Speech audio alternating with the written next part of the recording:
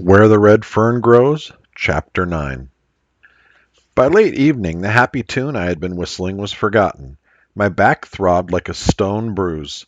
The muscles in my legs and arms started quivering and jerking. I couldn't gulp enough air to cool the burning heat in my lungs. My strength was gone. I could go no further. I sat down and called my dogs to me. With tears in my eyes, I told them that I just couldn't cut the big tree down.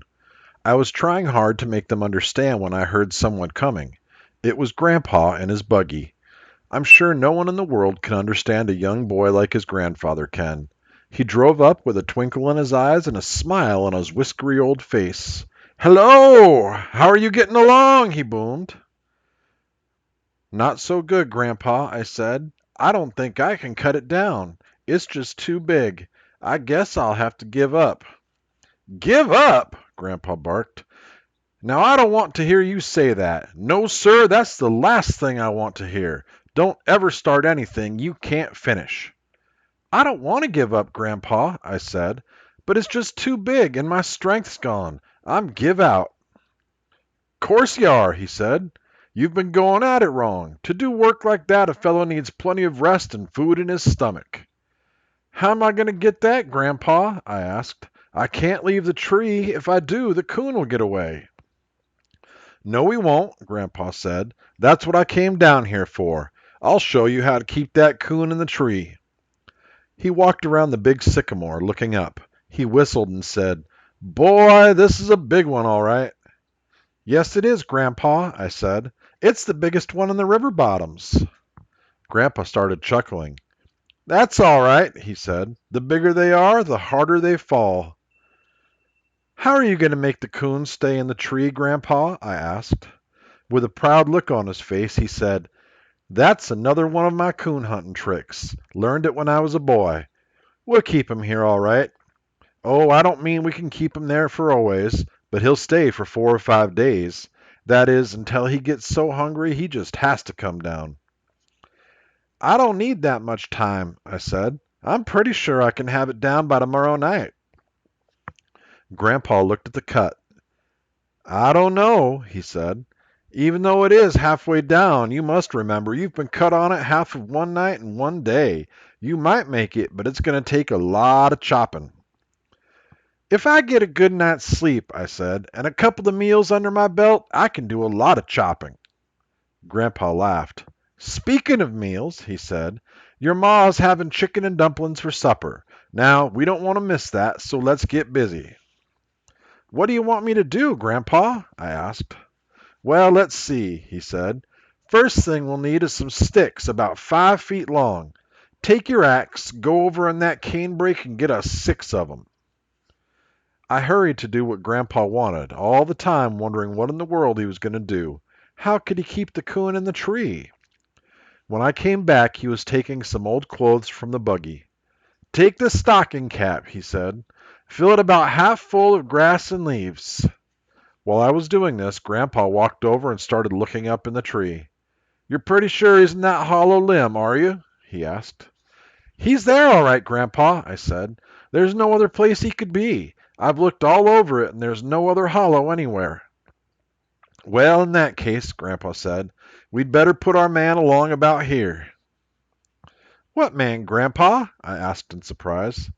"The one we're going to make," he said. "To us it'll be a scarecrow, but to that coon it'll be a man." Knowing too well how smart coons were, right away I began to lose confidence. "I don't see how anything like that can keep a coon in a tree," I said. "It'll keep him there all right," Grandpa said. "Like I told you before, they're curious little devils. He'll poke his head out of that hole, see this man standing here, and he won't dare come down. It'll take him 4 or 5 days to figure out that it isn't a real honest-to-goodness man. By that time, it'll be too late. You'll have his hide tacked on the smokehouse wall." The more I thought about it, the more I believed it, and then there was that serious look on Grandpa's face. That was all it took. I was firmly convinced. I started laughing. The more I thought about it, the funnier it got. Great big laughing tears rolled down my cheek. "What's so funny?" Grandpa asked. "Don't you believe it'll work?" "Sure it'll work, Grandpa," I said. "I know it will. I was just thinking, those coons aren't half as smart as they think they are they? We both had a good laugh at this. With the sticks and some baling wire, Grandpa made a frame that looked almost like a gingerbread man. On this, he put an old pair of pants and a red sweater. We stuffed the loose, flabby clothes with grass and leaves. He wired the stocking cap head in place and stepped back to inspect his work. Well, what do you think of it? He asked.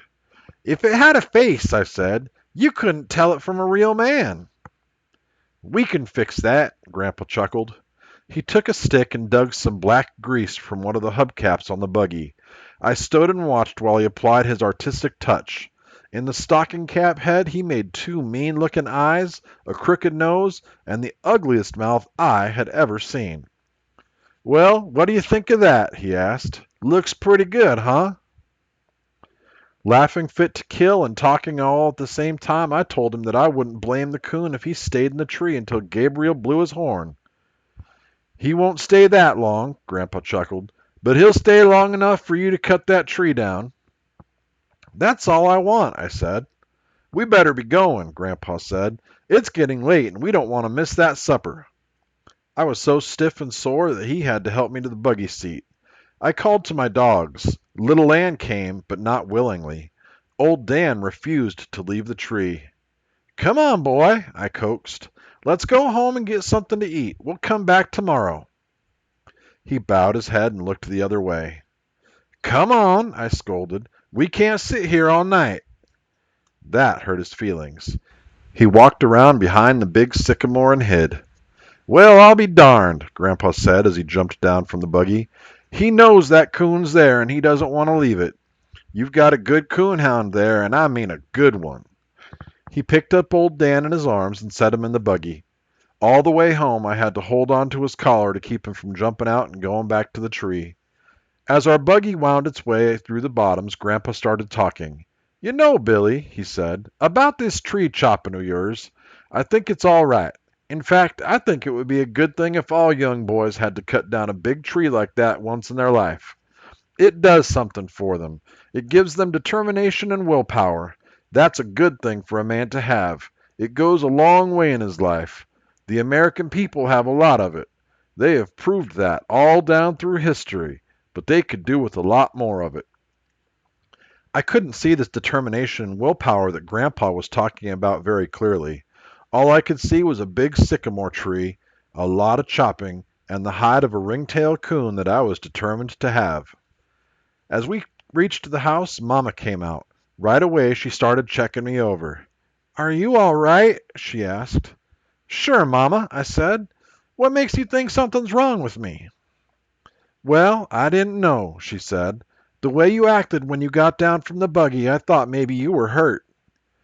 Aw, he's just a little sore and stiff from all that chopping, Grandpa said. But he'll be all right. That'll soon go away. After Mama saw that there were no broken bones or legs chopped off, she smiled and said, I never know any more. I guess I'll just have to get used to it. Papa hollered from the porch. Come on in. We've been waiting supper on you. We're having chicken and dumplings, Mama beamed, and I cooked them especially for you. During the meal, I told Grandpa I didn't think the coon in the big tree was the same one my dogs had been trailing at first. What makes you think that? He asked. I told how the coon had fooled us and how little Ann had seen or heard this other coon. I figured he had just walked up on my dogs before he realized it. A smile spread all over Grandpa's face. Chuckling, he said, It does look that way, but it wasn't. No, Billy, it was the same coon. They're much too smart to ever walk up on a hound like that. He pulled a trick, and it was a good one. In fact, it'll fool 9 out of 10 dogs. Well, what did he do, Grandpa? I asked. I'm pretty sure he didn't cross the river, so how did he work it? Grandpa pushed the dishes back, and using his fork as a pencil, he drew an imaginary line on the tablecloth. It's called the backtracking trick, he said. Here's how he worked it. He climbed that water oak, but he only went up about 15 or 20 feet. He then turned around and came down in his same tracks. He backtracked on his original trail for a way. When he heard your dogs coming, he leaped far up on the side of the nearest tree and climbed up. He was in that tree all the time your dogs were searching for the lost trail. After everything had quieted down, he figured that they had given up. That's when he came down, and that's when little Ann either heard or saw him. Pointing the fork at me, Grandpa said very seriously, "You mark my word, Billy, in no time at all that little Ann will know every trick a coon can pull." "You know, Grandpa," I said, "she wouldn't bark treat at the water oak like old Dan did." "Course she wouldn't," he said. "She knew we wasn't there." "Why, I never heard of such a thing," Mama said. "I'd no idea coons were that smart. Why, for all anyone knows, he may not be in that big tree at all. Maybe he pulled another trick. It'd be a shame if Billy cut it down and found there was no coon in it." "Oh, he's there, Mama," I hastily replied. "I know he is. They were right on his tail when he went up. Besides, little Ann was bawling her head off when I came to them." "Of course he's there," Grandpa said. "They were crowding him too closely. He didn't have time to pull another trick." Grandpa left soon after supper, saying to me, "I'll be back in a few days, and I want to see that coon hide." I thanked him for helping me and walked out to the buggy with him. "Oh, I almost forgot," he said. "I heard there was a fad back in the New England states. Seems like everyone is going crazy over coonskin coats. Now, if this is true, I look for the price of coon hides to take a jump."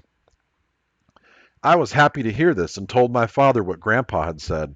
Papa laughed and said, "Well, if you can keep the coons out of those big sycamores, you might make a little money." Before I went to bed, Mama made me take a hot bath. Then she rubbed me all over with some liniment that burned like fire and smelled like a civet cat.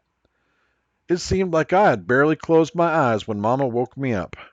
"Breakfast is about ready, Billy," she said. I was so stiff and sore I had trouble putting my clothes on. Mama helped me. "Maybe you better let that coon go," she said.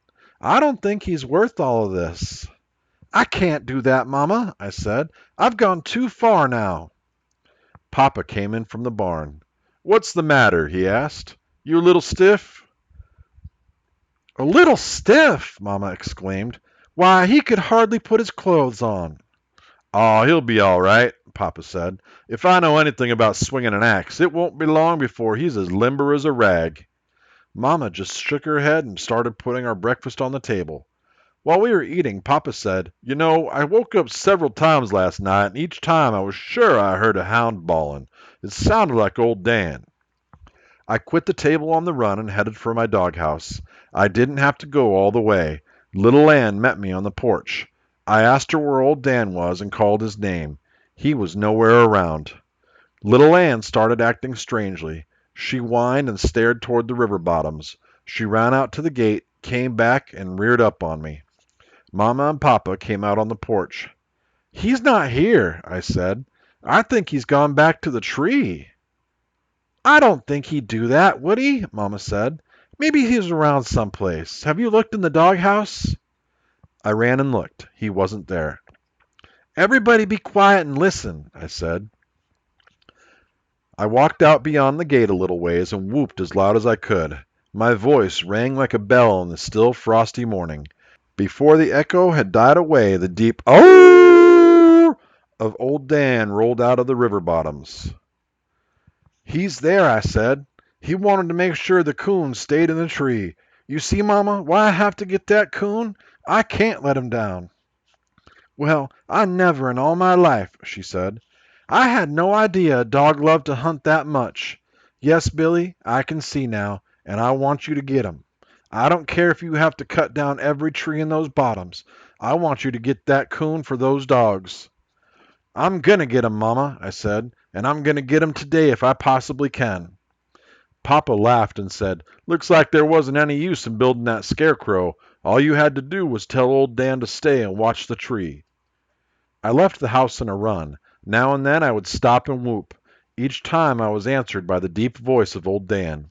Little Ann ran ahead of me. By the time I reached the big tree, their voices were making the bottoms ring.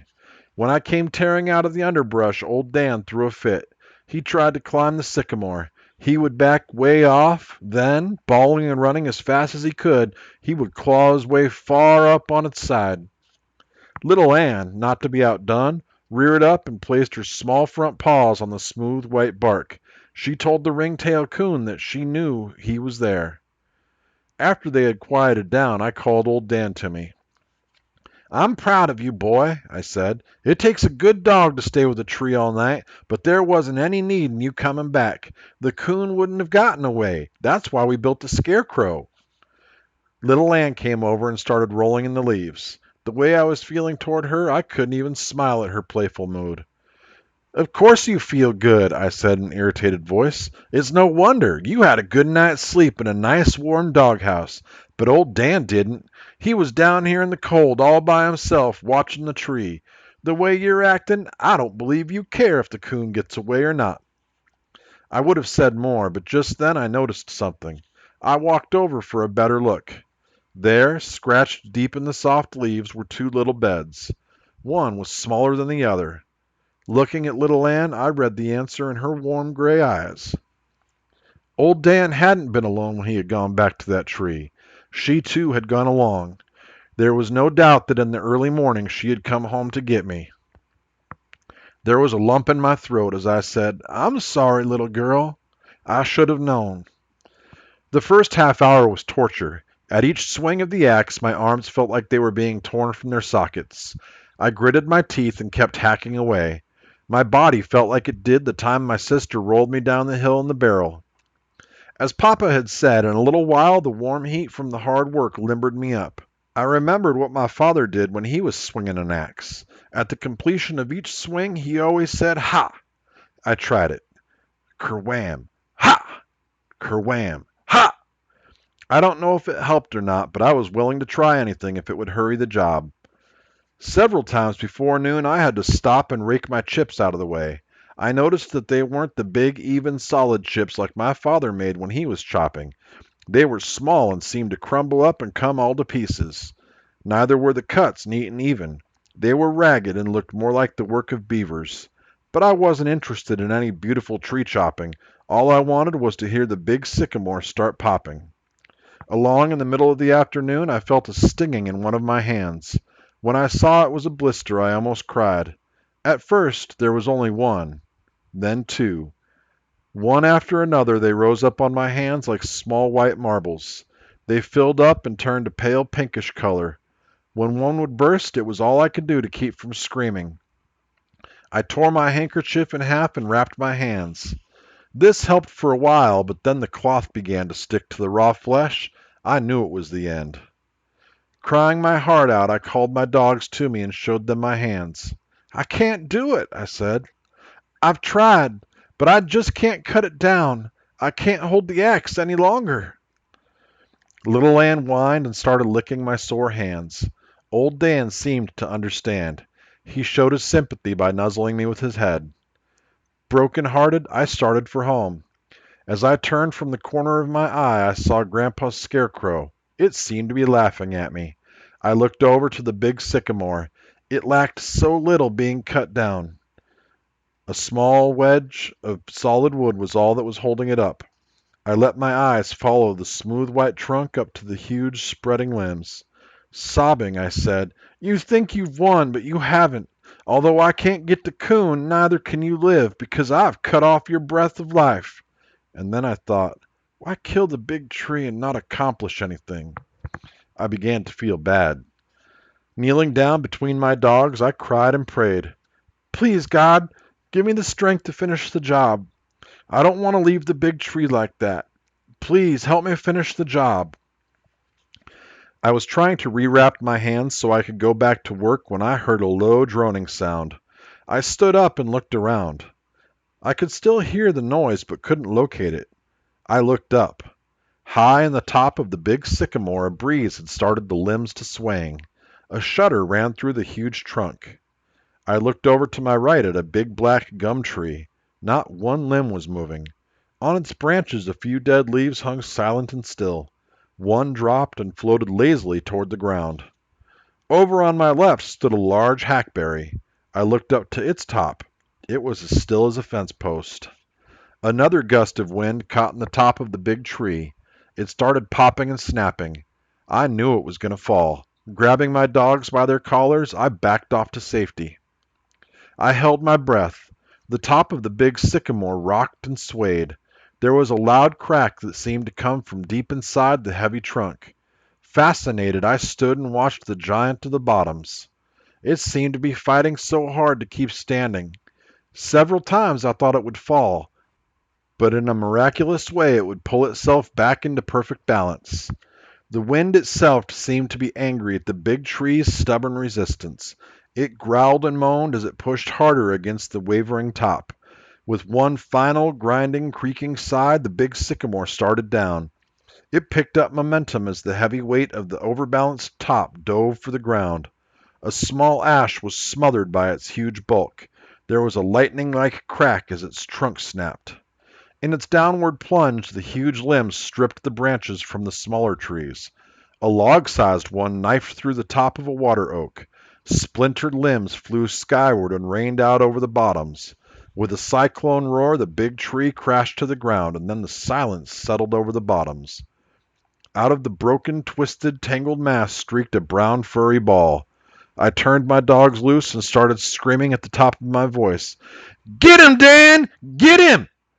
In his eagerness, old Dan ran head on into a bur oak tree. He sat down and with his deep voice told the river bottoms that he had been hurt.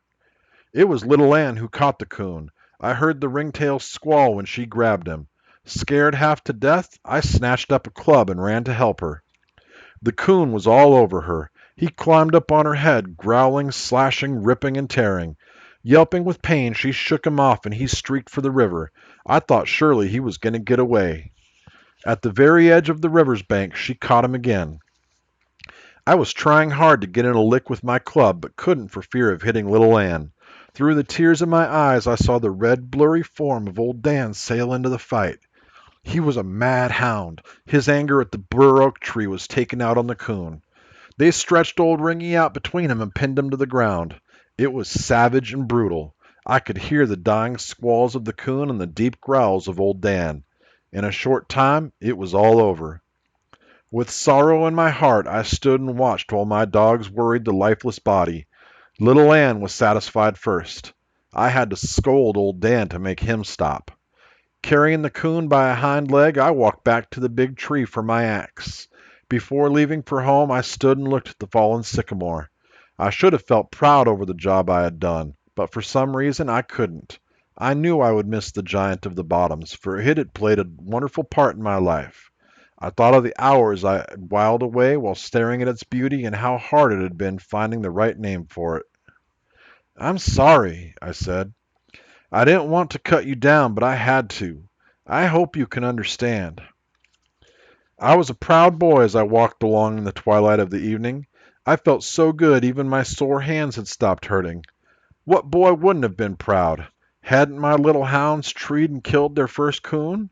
Along about then I decided I was a full-fledged coon hunter. Nearing our house I saw the whole family had come out on the porch. My sisters came running, staring wide-eyed at the dead coon. Laughing, Papa said, "Well, I see you got him." "I sure did, Papa," I said. I held the coon up for all to see. Mama took one look at the lifeless body and winced. "Billy," she said, "when I heard the big tree fall, it scared me half to death. I didn't know but what it had fallen on you." "Oh, Mama," I said, "I was safe. Why, I backed way off to one side. It couldn't have fallen on me." Mama just shook her head. "I don't know," she said. "Sometimes I wonder if all mothers have to go through this." "Come on," Papa said. "I'll help you skin it." While we were tacking the hide on the smokehouse wall, I asked Papa if he had noticed any wind blowing that evening. He thought a bit and said, "No, I don't believe I did. I've been out all day and I'm pretty sure I haven't noticed any wind. Why did you ask?" "Oh, I don't know, Papa," I said, "but I thought something strange happened down in the bottoms this afternoon." "I'm afraid I don't understand," said Papa. "What do you mean, something strange happened?" I told him about how my hands had gotten so sore I couldn't chop anymore, and how I had asked for strength to finish the job. "Well, what's so strange about that?" he asked. "I don't know," I said, "but I didn't chop the big tree down. The wind blew it over." "Why, that's nothing," Papa said. I've seen that happen a lot of times. It wasn't just the wind, I said. It was the way it blew. It didn't touch another tree in the bottoms. I know because I looked around. The big tree was the only one touched by the wind. Do you think God heard my prayer? Do you think He helped me? Papa looked at the ground and scratched his head. In a sober voice, he said, I don't know, Billy. I'm afraid I can't answer that. You must remember the big sycamore was the tallest tree in the bottoms. Maybe it was up there high enough to catch the wind when others couldn't. No, I'm afraid I can't help you there. You'll have to decide for yourself. It wasn't hard for me to decide.